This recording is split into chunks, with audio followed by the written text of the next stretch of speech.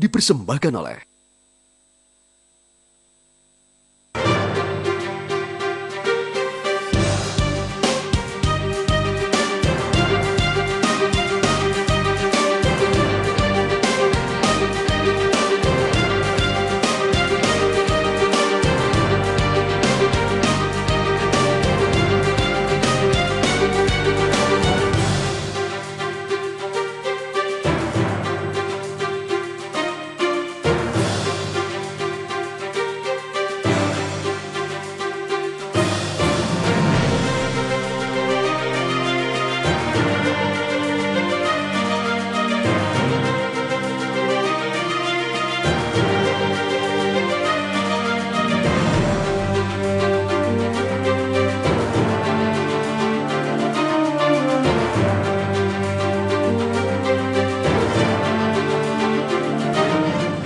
keseharian Wali Kota Surabaya Tri Risma hari ini. Bisa berikan gambaran ke saya, Ibu, berangkat jam berapa? Kan biasanya saya membaca Ibu selalu berangkat, selalu ada belusukan, memastikan hal-hal sudah sesuai, kemudian baru ke kantor. Gambaran kesehariannya seperti apa? Ya, saya pagi 5:30 paling lat itu sudah keluar rumah.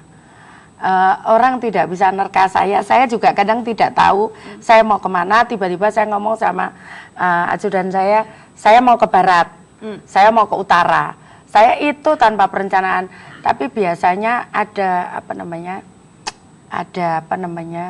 ada khusus Fokus. Saya hitung gitu.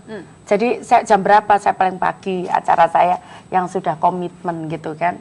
Nah, di luar itu kan aturannya saya buat sendiri gitu kan, yang di luar komitmen itu. Nah, itu saya ketemu gitu, nggak tahu itu mungkin yang saya percayai sekarang, itu saya ditunjukkan oleh Tuhan bahwa saya harus lewat ke sana.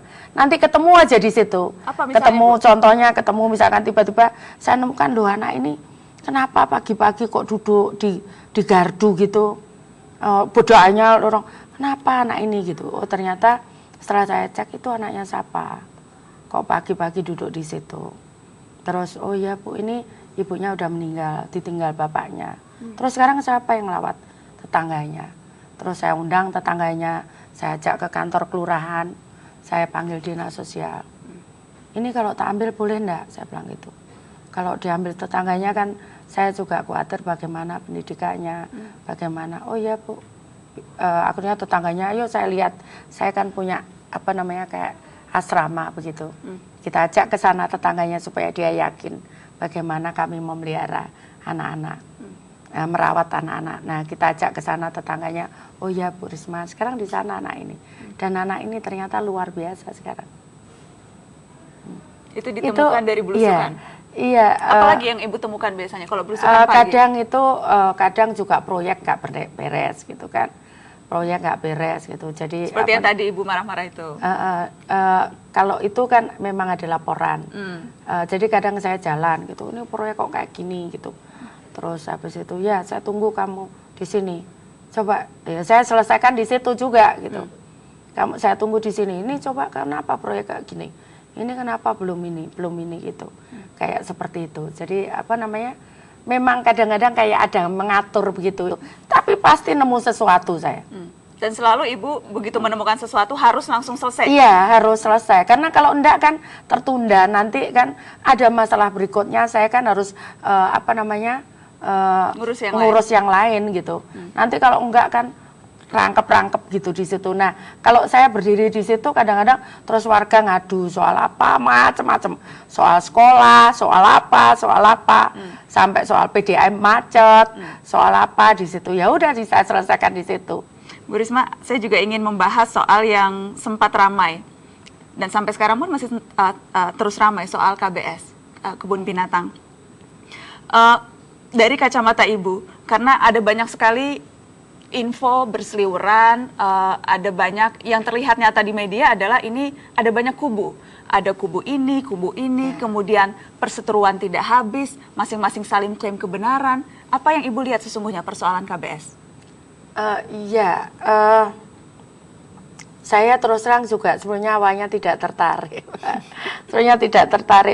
Saya kan sebetulnya awalnya tugas saya kan, saya pikir ya manusia lah di dalam kota itu kan manusia. Makanya saya coba sekolah semua, saya fasilitasi, termasuk anak miskin, termasuk itu. Nah, terus di berikutnya tiba-tiba ada yang datang ke saya, pengen jadikan KBS itu ada bangun hotel di situ dengan alasan uangnya tidak cukup untuk memelihara binatang tadi, restoran. Nah, makanya saya juga, enggak bisa saya sampaikan begitu. Enggak bisa, ini kebanggaan warga Surabaya. Dan ini pernah menjadi sejarah, dicatat di dalam sejarah Indonesia. Ini kebun binatang terbesar di Asia. Tidak bisa saya katakan begitu. Nah, karena tanahnya pemerintah kota, atas nama pemerintah kota itu, tanahnya saya bilang udah sampai alih. Gitu. Nah, tapi ternyata di perjalanan itu konflik itu terus gitu. Sampai bingung kan, saya sudah sampaikan, sampai media asing nulis kan. Saya Zoo pikir, of Death. Iya. Malu Ibu ketika membaca itu? Ya malu, ya enggak, karena saya enggak ngelola gitu kan. Tapi saya yakin memang media pasti nyalakan saya, media asing, karena saya wali kota, biasanya kan wali kota harus nangani itu semua gitu. Nah, kemudian dari situ setelah kita dapat izin operasional, ya ternyata setelah saya kan minta dikaji oleh Universitas Erlangga tentang bagaimana kondisi binatangnya, kan saya harus begitu. Kalau saya ambil alih kan titik nolnya harus kelihatan kan. Ternyata banyak yang sakit binatangnya, sudah banyak yang tua. Kemudian pengelolaannya juga tidak benar, kemudian ada proses hukum, masalah-masalah di dalamnya. Itu dianalisa oleh UNAR. Nah, terus kejadian yang saya terakhir itu, kemudian saya sudah nggak betah lagi saat ada harimau tergantung itu kan. Itu meskipun saya nggak mentolo lihatnya, saya gini, Bu lihat gambarnya saya begini, mimin rapat, karena saya sudah bayangkan apa gitu. Coba Bu masa begini, saya antara berani tidak gitu melihat itu. Akhirnya saya sudah saya tak lapor KPK aja gitu. Lapor KPK, dan kemudian Ibu memang melapor KPK? Iya, terus saya lapor KPK itu. Jadi itu sudah enggak ada, saya sudah enggak ada sudah enggak bisa lagi bagaimana ngamankan ini kan. Bingung saya terus terang juga. Apa yang Ibu harapkan KPK bisa lakukan? Ya saya lihat di situlah, coba dilihat itu ada apa gitu kan. Kecurigaan Ibu ada apa sampai lapor KPK? Ya ada lah gitu ya, ada. Cuman, kalau lapor KPK biasanya ada korupsi, ada kong kali ya, kong, saya sudah ada jelaskan manipulasi. semua di KPK. Itu memang yang Ya. Ibu lihat? Iya.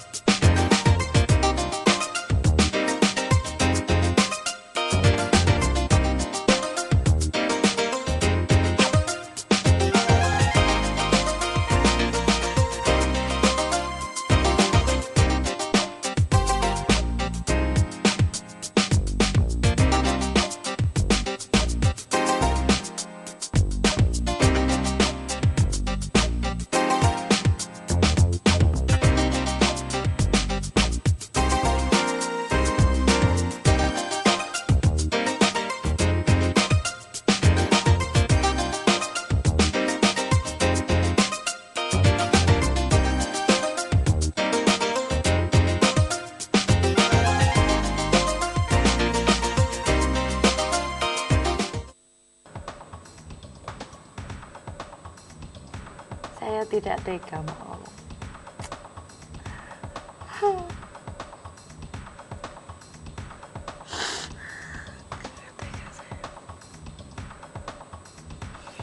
Maaf, Pak.